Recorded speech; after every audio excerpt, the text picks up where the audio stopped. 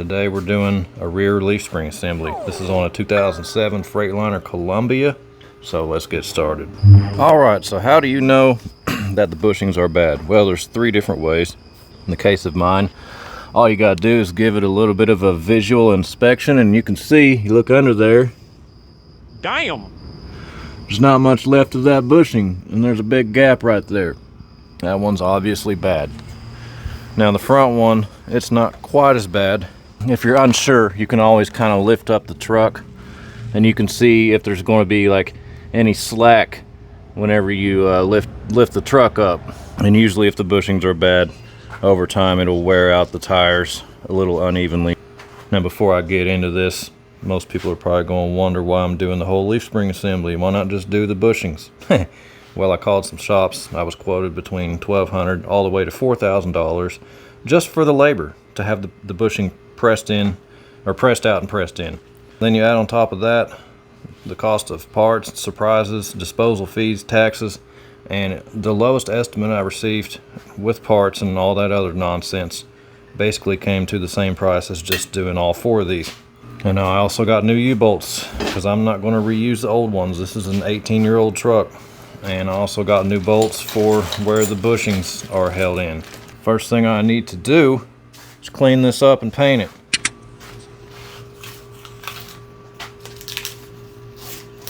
Now I bought this little plastic scraper a while back at O'Reilly's. Let's see how it works.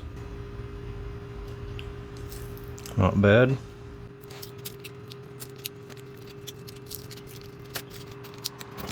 Pretty good.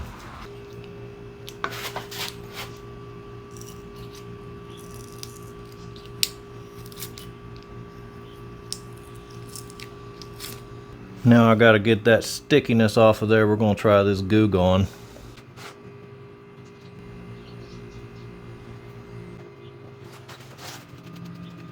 Gotta kind of let it sit.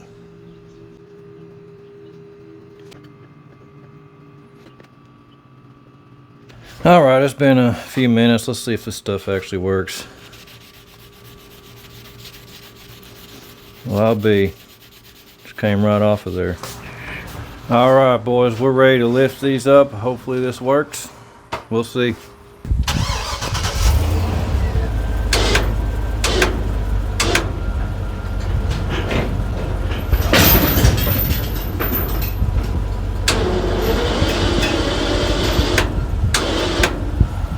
Well, I guess it worked.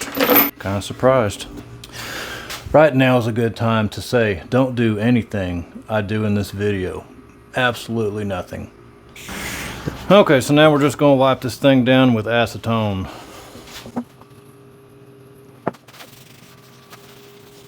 Ooh, stuff smells good. Look at that.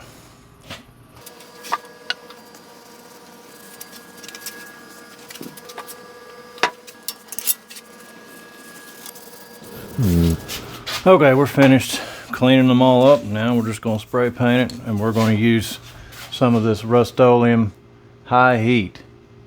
Put about 3 coats on it, 3 light coats.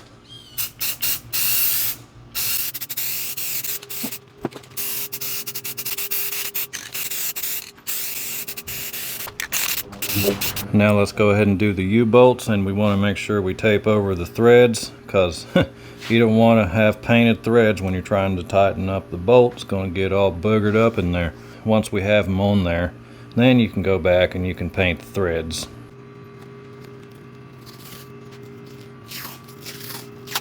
Time to clean these up.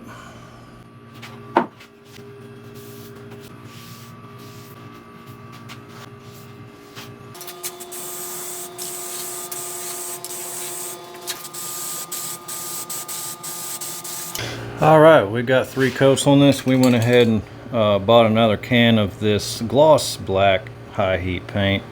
I didn't like that flat black finish. And then here's my U-bolts. And then these other bolts, I'll get them once they're installed on the truck.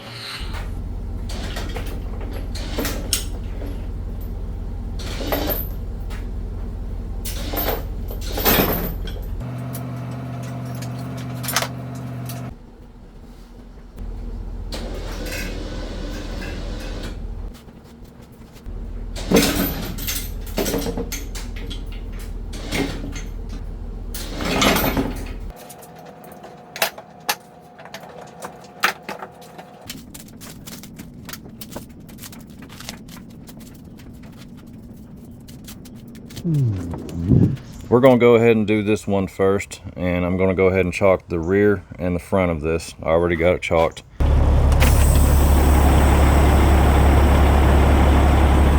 So now that the truck has rolled forward a little bit, we need to go ahead and push the rear blocks on in, fill that void. Now these leaf springs, they go underneath the axle on this truck. So the next thing I want to do is let all the air out from the air suspension. That way the axle will sit flush on the frame.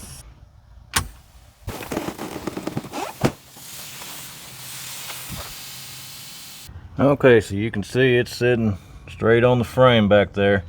And we want to also do one more thing. I want to go ahead and drain all the air out of the system.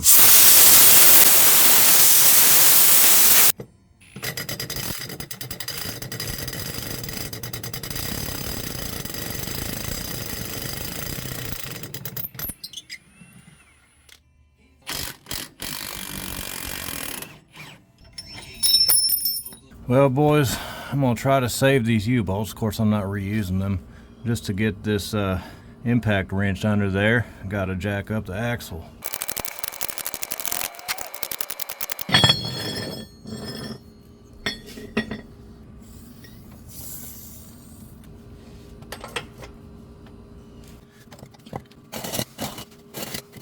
Damn it.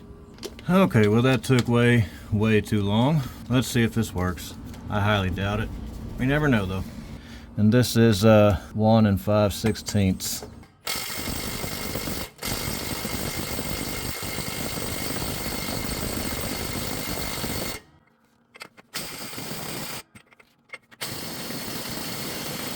That's a big no.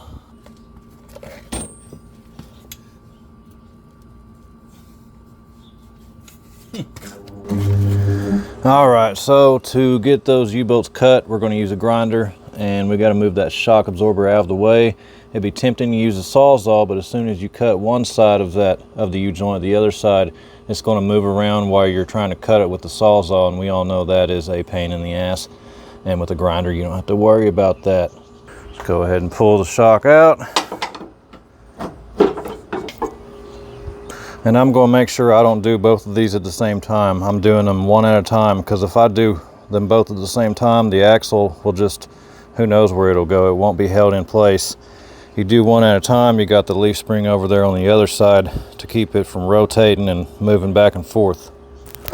All right, so we're going to go ahead and cut it. Of course, want to make sure you got hearing protection and something to cover your face.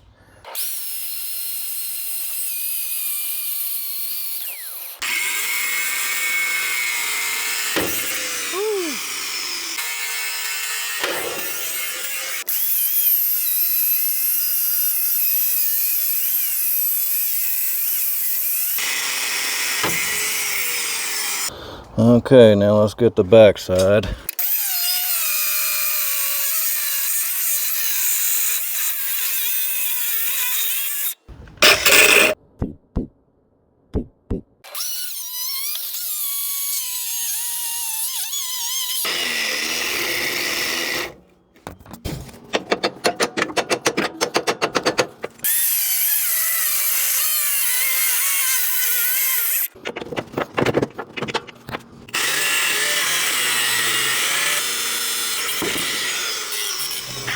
So this piece is kind of what was causing the grinder to get kind of hung up. It was just pulling down on it, which was kind of causing a wedge and squeezing the blade to where it just didn't want to turn. It was getting too hot.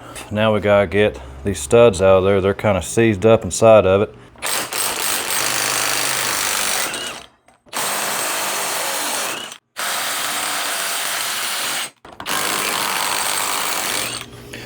Well, here's where a Dremel actually comes in handy. I don't use them very often, but you know, when I do, it's like, what else is there available?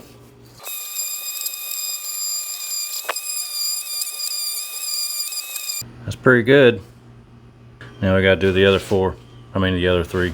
These actually work a lot better as far as cleaning inside these holes, and you can kind of reach your finger in there as you're doing it, and you can feel the smoothness. And I think I got these all pretty cleaned out.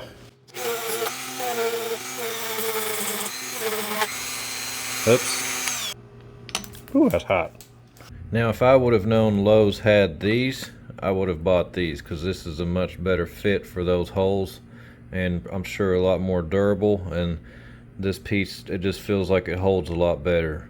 As far as cleaning it off, we'll just use this impact gun with a wire wheel.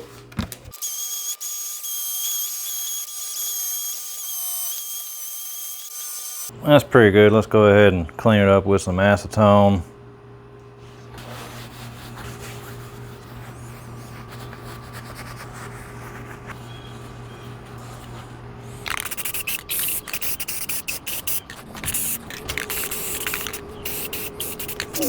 Well, unfortunately, I have to lift the frame off of the axle because the axle is sitting on the top of where the U-bolt was.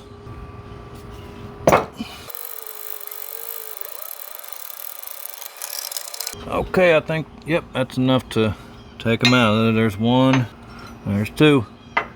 Okay, we got two more bolts to get off, and this is with the 1 1/8. This side's going to be fairly easy, but the other side, I don't know.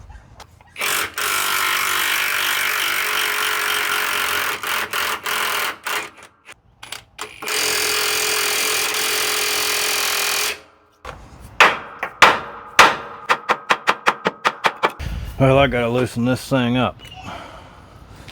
Go this way.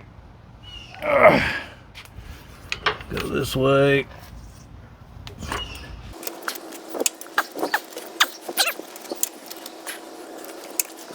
Sucker is in there.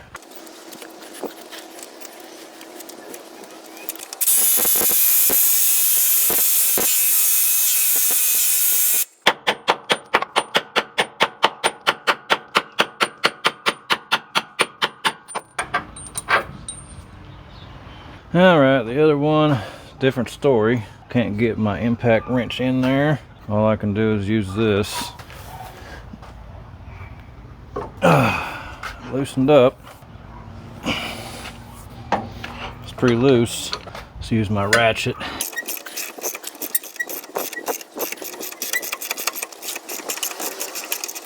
Hot potato.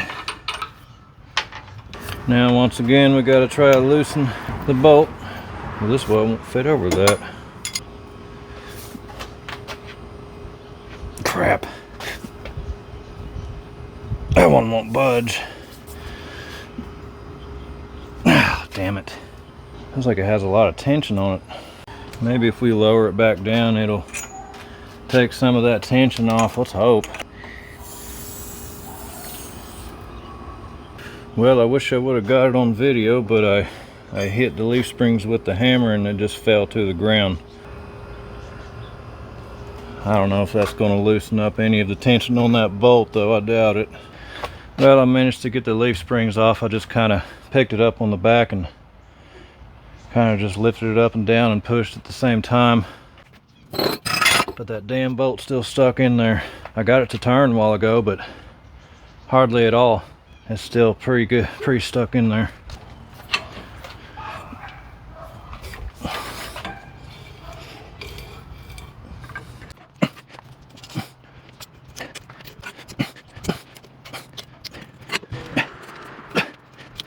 Oh, you stupid bolt. A pain in the ass.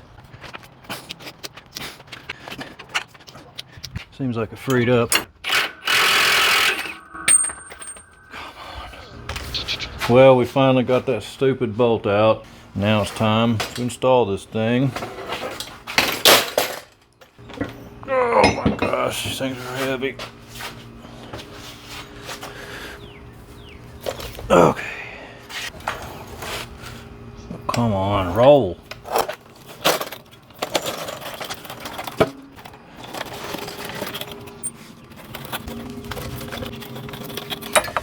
This thing's heavy as hell. I don't know how to get it up here. I might need a jack.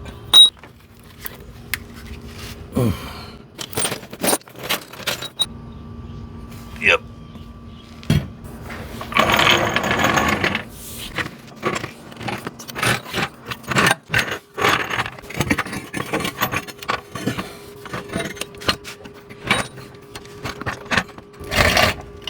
Piece of shit.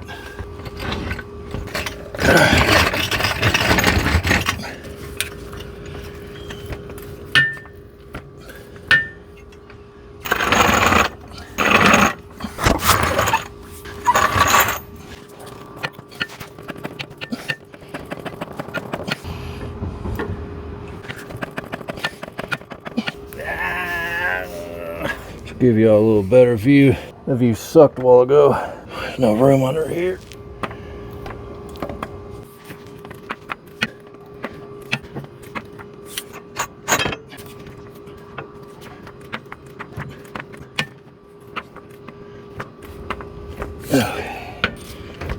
Oh yeah. I'm gonna go ahead and put some anti-seize in that hole. Smear it all in there. I should say in both holes. Yeah. And of course you want to put anti-seize on the bolt too. Oh man.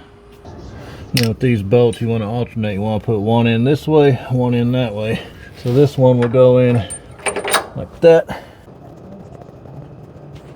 Well, that's smart. The jack's right in the way.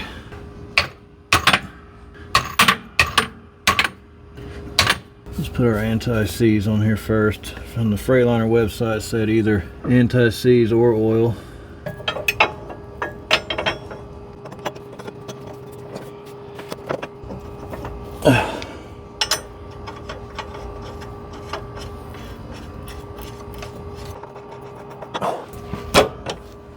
There it goes. And whenever you put this plate on here, you can look under here just to verify. You see this arrow? It's pointing forward just to let you know you put it on there correctly. And you want to make sure this pin right here goes in that hole. And we'll do that with the jack. We'll raise this up just to verify rather than tightening it up. It's a lot easier to do it with the jack. Damn it. Not wanting to go.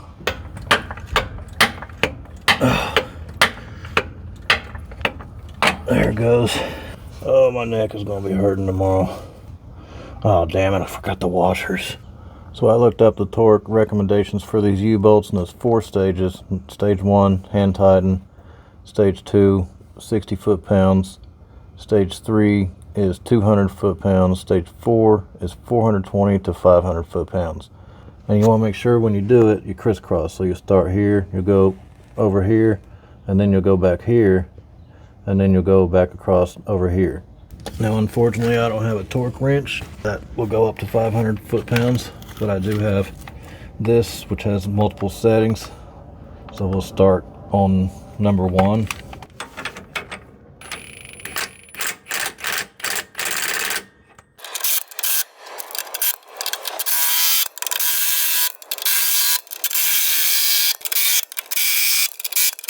Now let's go up to setting number 2. Alright, now let's go up to stage number 3. And remember, this thing full strength tightens to about 475 foot-pounds, so it's about perfect.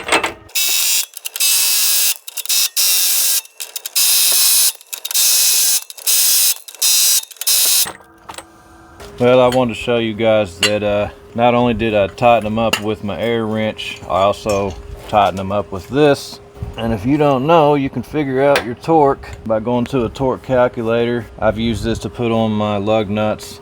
So you put in there the length that you're using. In my case, to right here, it's 30 inches. You put in the force, which is pounds. It's hard to estimate that for me, but we'll say 200 pounds. That's what I weigh. I know I can bench about 180, so we'll just go with 200. And you plug those numbers in, and it'll show you what your torque is. And in my case, 200 pound force applied at 30 inches is 500 pound feet. That's pretty tight. I think that one's pretty good. Now, you probably noticed earlier when I took out the supposed to be the nut for the airbag, the whole stud came out. This is supposed to stay in there. The nut's supposed to be the thing that comes off of there. So what we're going to do, just put some red thread locker on there.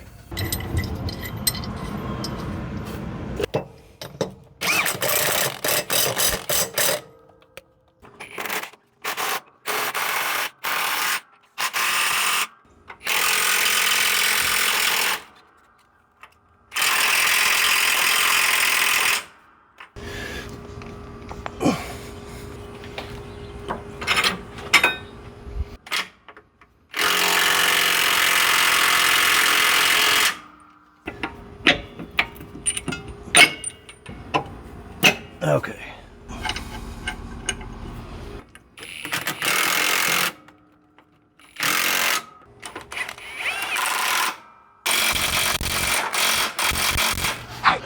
Well, I guess that's it, guys. This job sucked. I'm going to do the other one tomorrow, and then the other two up on the middle axle. I don't know. Some other weekend, whenever I'm healed up and not sore anymore. And I'm definitely going to retorque those U-bolts whenever I drive, 500 miles, maybe 1,000 miles. And then after maybe another 10,000 miles, y'all be sure to like and subscribe to my channel. Leave me a comment. We will see you on the next one, guys.